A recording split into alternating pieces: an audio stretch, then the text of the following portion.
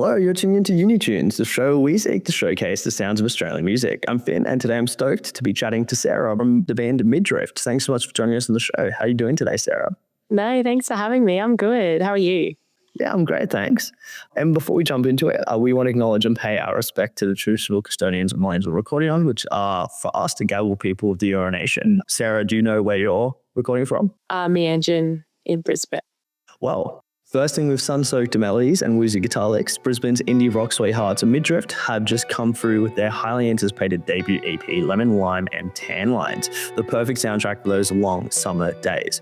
Before we talk all about it, should we run through some rapid-fire questions? Yeah, absolutely. Okay, great. Well, firstly, how do you explain your sound in 3 words? Isn't one. Probably woozy indie rock. Nice, love it. You're on a desert island and you can only listen to 3 artists for the rest of your life. Who are they going to be? The Grogans, Rum Jungle and Ocean Alley. Lovely. The Grogans are actually one of the first artists we interviewed on the show, so always Really? have a yeah. That's so awesome. Next question. What is the album you just can't get enough of lately? I'm really into, oh my gosh, I've just blanked. I can see the cover in my head.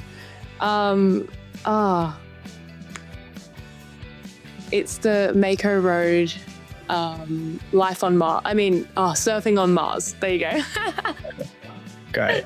What is your unpopular opinion about music? Unpopular opinion about music is that you can make any genre sound good if you want to. I think that you can listen to any genre of music. I feel like you can't hate a genre of music, if that makes sense. I feel like, I don't know if that's unpopular, but it's I feel like you need to listen to each genre and find what you like within it. Yeah, well, great. I guess a part of that is, for as long as I can remember, everyone's dunked on country music, and now suddenly it's the biggest thing in pop. I was just about to say, for example, country music, exactly what you said, yeah. All right, well, final rapid fire question. If you had to nail it down to one, what's the most memorable gig you've ever been to? I reckon I saw Hosier when I was maybe 15 at Blues Fest. And it was a spiritual experience. It was just he was just incredible. He had this cello player, and it was just magic. It was really, really good. Yeah, great. I'm a firm believer that the music you experience when you're young, in those formative years, as a teenager, that really sticks with you for the rest of your life and forms the sort of music that you're always going to listen to and make. Yeah, for sure. Let's talk a little bit about your band, shall we? So Midrift is made up of yourself, Rowan, Daniel, George, and John. So how did the 5 of you come together to form this band? 4 of us used to be in a band together before Midrift, and George also used to be in a band as well. Those bands kind of broke up, but then we kind of found each other, which was really lovely. Yeah, we just do mutual friends and stuff like that, and we kind of already knew each other a bit through other bands. So yeah. Yeah, nice. I'm always curious about the sort of dynamics that shine through in a band lineup. So is there generally someone gravitates towards taking charge of logistics, someone that brings the gig day energy, someone that, really spends a lot of time writing lyrics, that sort of thing? Yeah, for sure. I'm usually logistics woman, but also our guitarist Dan is really good on making sure everyone's on time and making sure that all the details are laid out so everyone knows where they have to be and what time and what the hotel is and what location. So that's really helpful. John is usually on vibes. He's our bass player. So when everyone's getting a bit down on a long, 10-hour drive, he's he'll bring it back. He starts freestyling in the car and doing random stuff. So yeah, he's really good for that. And Rowan's also a bit of our vibe man as well on the drums. And yeah, just all of us kind of contribute to all of the music that we make, all of the guitar leads. George, our guitarist, has these insane guitar riffs that he comes up with that we love popping into our songs. So yeah. Well, you mentioned that you guys all started out as friends, kind of knowing each other through bands and mutuals. And I suppose when you are in a band together, you end up spending a lot of time together. So as we were speaking about, you got a 10-hour drive coming up to Sydney. So how do those experiences kind of bring you closer together and help you create better music out of it? Yeah, that's a really good question. I mean, it definitely does bring you closer. Like the more that we do it, I think we all kind of know each other's limits. Like we'll be joking around, but if someone says, like me, for example, if I'm like, boys, I'm hungry, we need to stop at a servo, like they're trying to find the nearest servo because I get really hangry and I'm like, I've had enough. Or like, someone will put in their earphones and be like, don't talk to me now. Or like in the other way, like I feel like we all really look out for each other when we are on tour, because it is like quite quick pace and you're not getting a lot of sleep. So I think that really brings you closer as a band and also as friends as well. Like I feel like we always really look out for each other in that way. Nice. Now, as I mentioned earlier, last month you released your debut EP, Lemon Lime and Tan Lines. So the title of this record very much matches how the music sounds. It's very evocative of Aussie summer. I want to ask, how much do these themes make up your band's identity? I think probably a lot, which is why I loved that name so much. I felt like it was kind of like pretty and it felt very coastal and very lending itself to that kind of Aussie chill vibe that a lot of people who do listen to surf rock kind of have. But yeah, I do feel like a lot of the music does tie into those themes and we try and make it music that you can listen to while you are driving down the highway on the way back from the coast, like windows down, like driving at night, that kind of thing. You guys are from Brisbane, and I do want to ask about the surf rock scene, your way. Is it in Sydney? It's big. Does it have quite the same level of influence in Queensland? Yeah, for sure. There's definitely a lot. And since we're close to the sunny coast and the Gold Coast as well, it's definitely super prevalent here. And which is really awesome because that's what I love listening to. So it's awesome to like go out and watch local bands and listen to that kind of thing. Awesome. So can you tell us a little bit about the journey into creating this EP? Yeah. I probably talk about this EP as like a little bit of a time capsule for me personally, also for the band as well. But we started writing these songs when we formed as a band about 2.5 years ago and have only just released it as like a collection of work now. But beyond that, I probably wrote the first song when I think I was about 16, which is, I'm 24 now, so that's quite a, long time ago. So I feel like it was a bit of like a bit of an end of a chapter for me with those songs, and just having them all in the EP was really special, and being able to release that all together. And, having a song that was written when I was 16, and then the most recent song, Nicotine, was one that we wrote last year in probably like June. Wow. So it was over like 8 years those songs kind of came together. Goodness me, wow. I feel like that's really cool about the debut record is sometimes there's like things borrowed from past, demos, past projects. And it really is this like culmination of 8 years of work. That's crazy. So how do you, take something that you wrote when you were 16 and have it effortlessly sit next to something that you guys wrote in June last year? Yeah, it's pretty funny that way, that I think it kind of makes me laugh a little bit now when people are like, oh, who did you write that song about? I'm like, oh God, that was like so long ago when I was, I don't even know why I was so upset when I was 16. Like, I don't know what I was even worried about. But I do think it still does bear relevance. And like, people are like, oh wow, like I really relate to the words in that song, which is really sweet. And I still do think that, it does relate to me now as well. And it's good to be able to like look back at what I've said then and kind of stand by that. But yeah. Yeah, I think a lot of the times when we look back at past work, it might sound different or it might look different, but when you get to the core of it, so maybe like the messages in there, you realize, okay, maybe like what I make is different, but who I am, there's something the same. I think that's really nice. Being able to track that in this EP is, like you described, a time capsule. Yeah, for sure. Yeah. Well, yeah, the record's great. I love it. And one standout for me had to be I Need Me To, which features a verse from V Black. this collaboration works so well. Your sounds, gel beautifully. How did this collaboration come about? He's been a really good friend of the band for a while. So Reese, we always get him to jump up on stage with us when we're playing in Brisbane or surrounds, and he'll do I Need Me Too with us. And it was the first time we've had anyone collaborate on a track with us, and I was a little bit nervous at the start because I texted him because I just felt like I Need Me Too, that part that he raps in actually used to be a guitar solo, and it just felt like it needed something more. And I texted him, I said, hey, would you come up with a verse for this? And he goes, yeah, absolutely, I'd be keen. And I've never had anyone else work on the lyrics on a song before aside from me. And I was like, and I love all of his songs and I love all of his stuff. But because it was such a personal thing to me, I was like, I hope it kind of matches and I hope it kind of bears true to what I'm trying to say. And he sent me back this verse.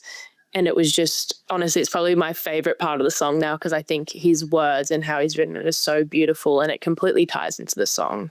So I was so grateful that we got to work with him on that. And I'm really proud of where it is now. What else are you guys really proud about with this release? Sounds like a lot's gone into it. Yeah.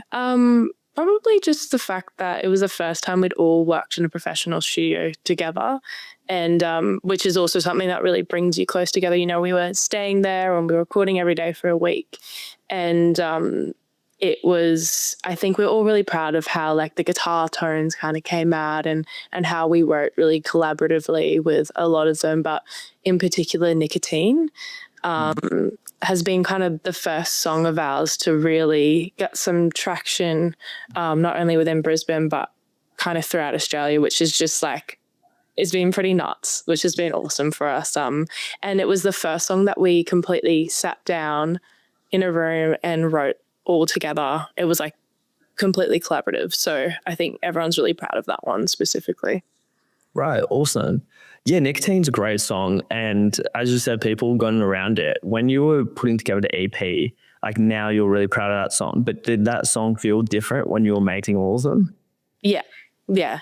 I remember showing a friend before we released it, when it was kind of at the first stages. I said, I don't know, this one feels really different to the other songs. It's a lot more poppy, which isn't a bad thing, but I felt like it wasn't exactly the same, which is fine. You don't need to have songs that are all the same, but it was something that I did have hesitations about. And then it was actually done by a different producer because we recorded it here in Brisbane. And it was definitely something that I was I don't know if this is too different for the rest of our stuff, but ultimately, you kind of realize that stuff doesn't matter. People like what they like and we like what we like, and we don't need to stick to a certain sound. 100%.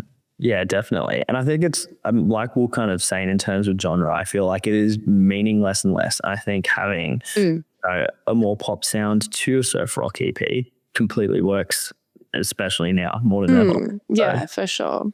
Yeah. And we've been talking a little bit about how you're touring, and you're currently about to embark on tour for this EP across the country. How do shows feel different in different cities?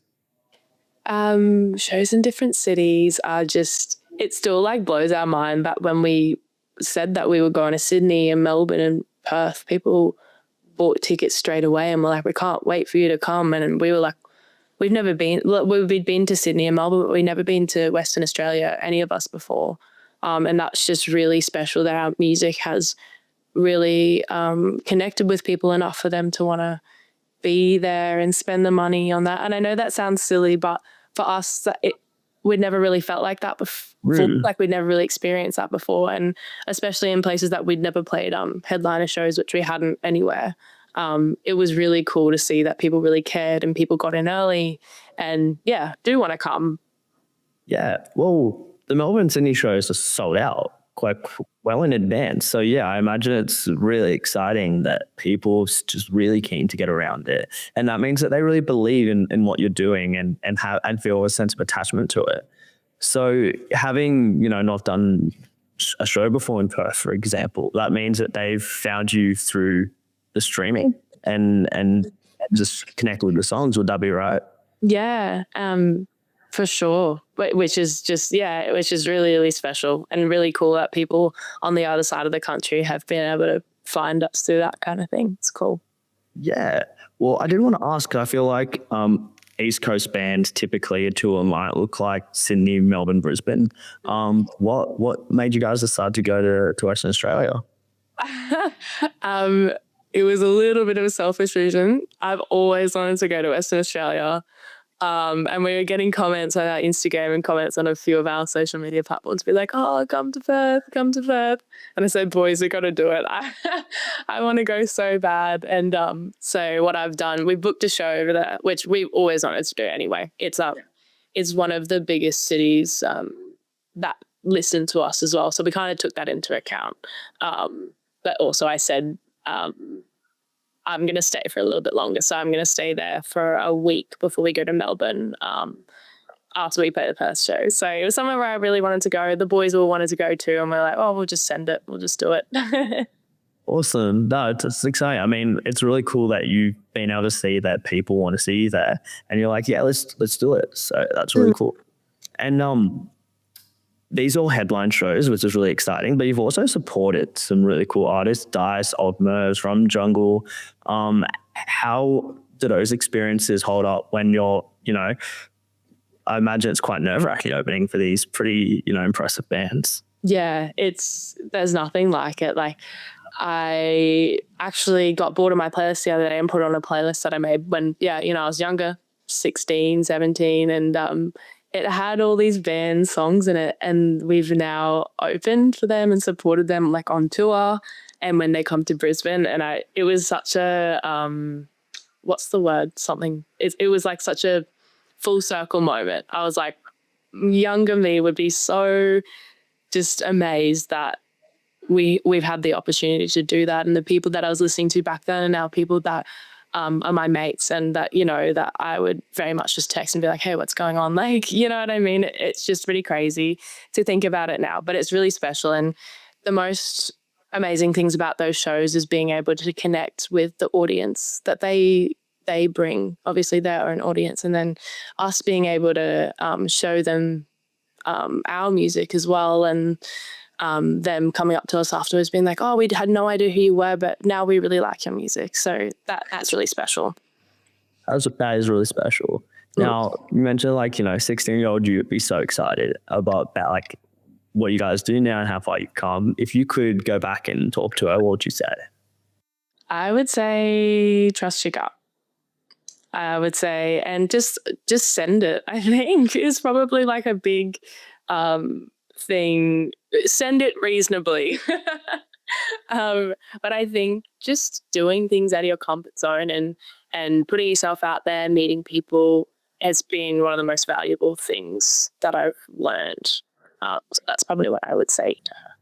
Yeah, and I suppose any artists, that age aspiring and wanting to do what you guys do, the same advice will apply to them, right? Yeah, for sure. If anyone ever asks me, how do you do it? Like, how have you done this tour? It was because we don't really have any management or anything like that. It's all kind of just been through us. So my best advice is to just do it. And if it fails, then it's like we've had so many fails. I remember last year we actually went to Sydney and we really didn't have a lot of people rock up. It wasn't a ticketed show, but we'd never played in Sydney before. There really wasn't anyone that showed up. And then now, maybe like 6 months later, it's the complete opposite. So I think you need to make those mistakes to realize how to fix them better. Yeah, right. What do you think changed in that 6-month period?